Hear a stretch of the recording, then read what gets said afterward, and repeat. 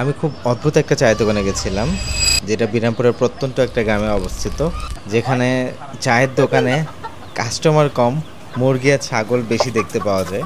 দোকানটি এমন একটা জায়গায় অবস্থিত যেখানে চারিদিকে শুধু খ্যাত। আমি জানি না ওনার দোকানের আশেপাশে কোনো বাড়িঘর না থাকার পরও উনি ব্যবসা করেন কিভাবে। সম্ভবত যারা ক্ষেত খামারে কামলা দিতে আসে বা দেখভাল করতে আসে তারা ওনার দোকানের মেইন কাস্টমার। তবে এই চায়ের দোকানের লোকটা খুবই আন্তরিক।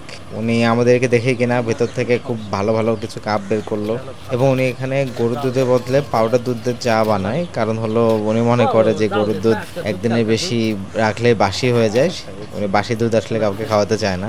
কিন্তু আমি যতদূর জানি, যত দোকানে মালাই চা আছে তারা 2-3 দিন জাল দেওয়া দুধে বিক্রি করে, এবং এটাতে আমি দোষে কিছু দেখি না। যাক, যার যার বিশ্বাস তার কাছে, এখানে আমাদের কারো কোনো হাত নাই। এবং আমি মনে করি যে এরকম সাধারণ সৎ মানুষের জন্য পৃথিবী এখনও টিকে আছে।